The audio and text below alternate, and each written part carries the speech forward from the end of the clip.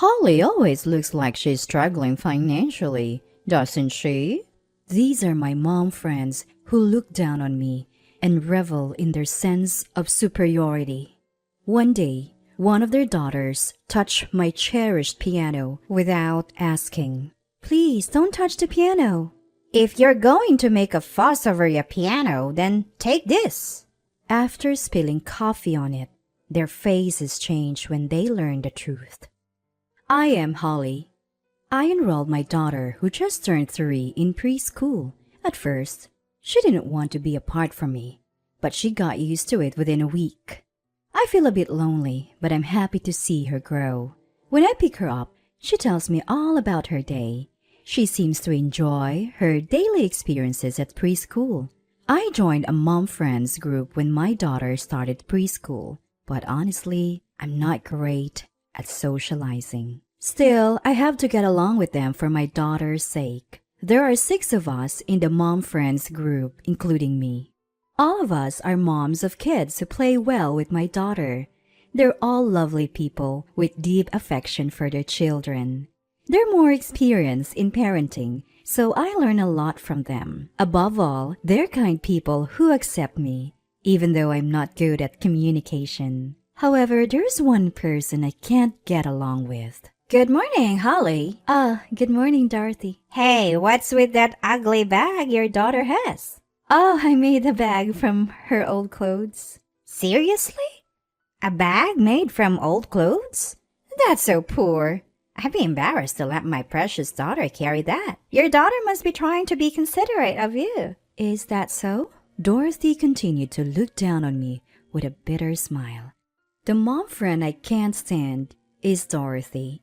She's the wealthiest mom in the group. She always wears expensive clothes and bags, and she's beautiful with a great figure, the kind of woman everyone admires. But she has a bad personality. She targets people like me who are not assertive and looks down on them. I don't have the courage to talk back, so I just smile awkwardly. All right, your house is the venue for this week's tea party, isn't it? Yes, it's my turn this week. In the mom friends group led by Dorothy, we have a tea party at someone's home once a week. Although it's mostly just listening to Dorothy brag, I've hosted a tea party at my home several times before. My home is not as stylish as Dorothy's, so she never misses a chance to look down on me. She'd say things like, "It's weird not to have any paintings on the wall." Or, "Where did you get this tasteless sofa?" She even ridiculed my cherished piano. I'm sure I'll be exhausted from forcing smiles while being looked down upon. To be honest, I'm not looking forward to it. After all, it's at your house, Holly. Your furniture is all old and not attractive, but rules are rules, so I'll go. See you later. Dorothy said what she wanted and quickly left the preschool. After parting with her, I felt heavy thinking about the upcoming tea party. On the day of the tea party, as the other mom friends entered my home, Dorothy came in last. Today, she looked even more stylish than usual. Dorothy stands out in my modest home, looking out of place. Wow, you still have all this old furniture. I gave so much advice last time. Why don't you replace this sofa already? Oh, I forgot. You can't afford it, Holly. Ignoring Dorothy's arrogance, I started preparing tea and snacks in the kitchen.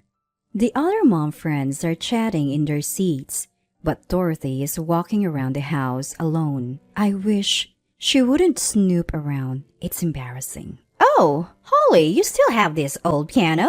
Hearing Dorothy's loud voice, I rushed to the scene. She had entered my piano room without permission. I had put a "Do Not Enter" sticker on the door to that room, but Dorothy seemed to have ignored it. The other mom friends, hearing her voice, started gathering in the room. Sorry everyone, could you please not go near the piano in that room? Dorothy frowned at my timid request. What? Why would you say that? That's not how you treat guests. I apologize, but that piano is very precious to me. Even a small scratch would be a big deal. Please understand. A scratch? It's already an old piano. What's one more scratch? You really are like a poor person, cherishing something like this. Sorry, the tea is ready. Let's relax in the living room.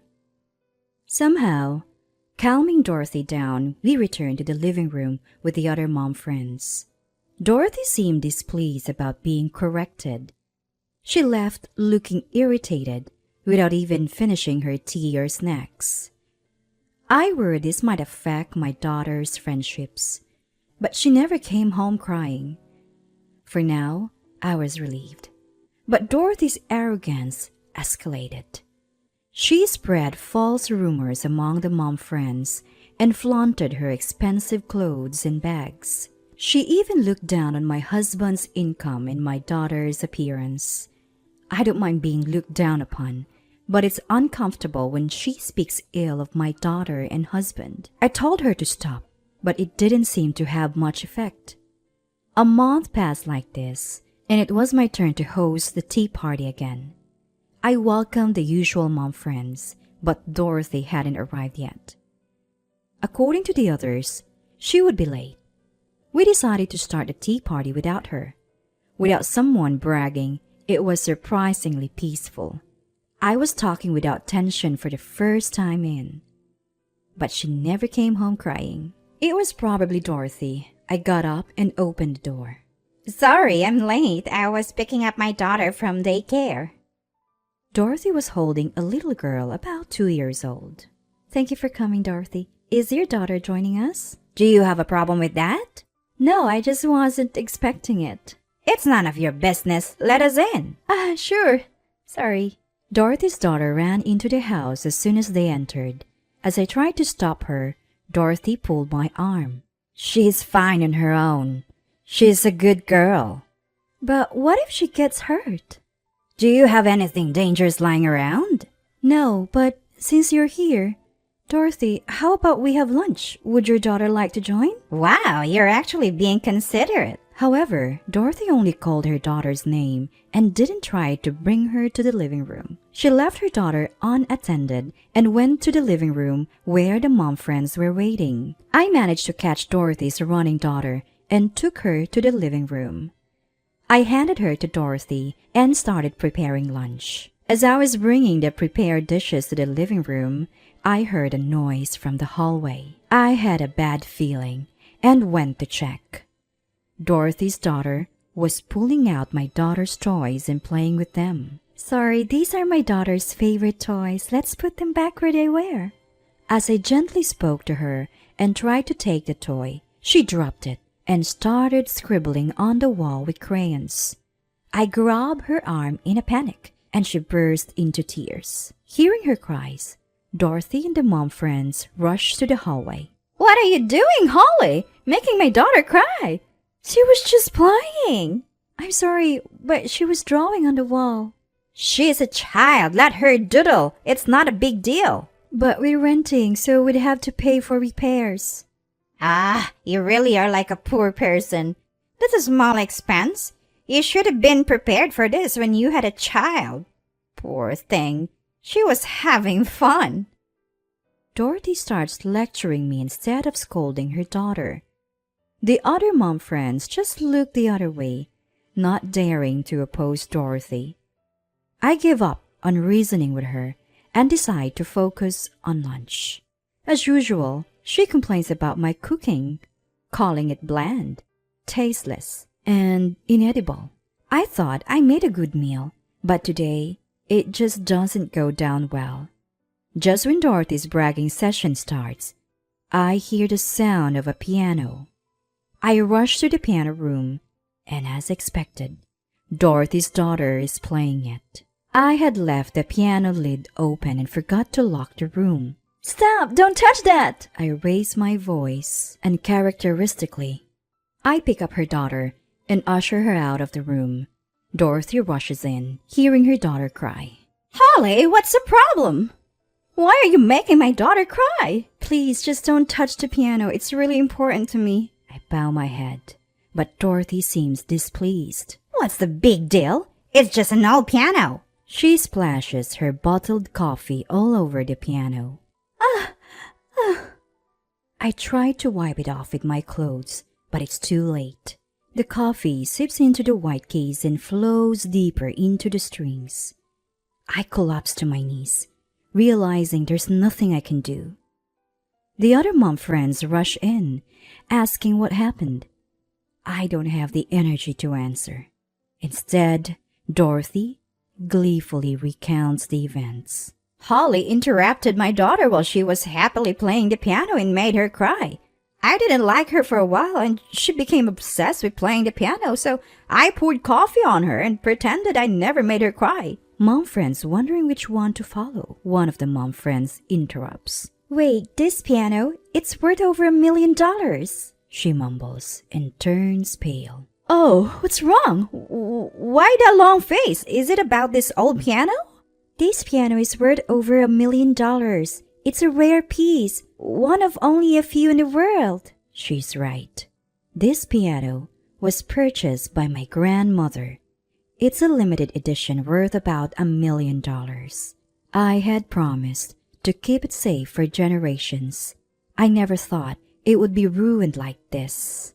You're lying. Holly, how could someone like you own such a valuable piano? Speak up. Say it's a lie. No, it's not a lie. This is a cherished piano passed down from my grandmother. I warned you not to touch it before. If Dorothy spilled coffee on it, then she'll have to pay for the repairs. That would be around $100,000. $100,000? I can't afford that. Besides, it's Holly's fault for not telling me it was valuable. Dorothy tries to make excuses, but realizes her position. She apologizes profusely. I'm so sorry, Holly. I had no idea that old piano was so valuable. I'm truly sorry. Please don't bill me for the repairs. She had always looked down on me and acted arrogantly. Is she really sorry? I think about her past behavior. She's always looked down on me, brought her daughter without notice, and let her play without supervision. She even lectured me for interrupting her daughter's playtime. Dorothy said, if you had told me it was valuable, but you don't spill coffee on something someone cherishes, valuable or not, I can't forgive her. Stop apologizing, Dorothy. She looks up at me, hopeful I will tell her that. I'll send you the bill for the repairs. Please take your daughter and leave. What? She stands there stunned. I point to the door, and the other mom friend escort her out. The tea party ends. I later bill Dorothy for the repairs. Her husband visits and apologizes. Apparently, her attitude had been a problem for a while. He says he is being looked at in a negative light because of this incident. She starts working to pay off the debt and stops attending tea parties. I make sure to lock the piano room from then on. Since then, the piano has been beautifully restored, and in order to prevent such a tragedy from happening again, he has developed a habit of turning the doorknob to make sure the room is securely locked. I resent my inability and wish I had done this from the beginning.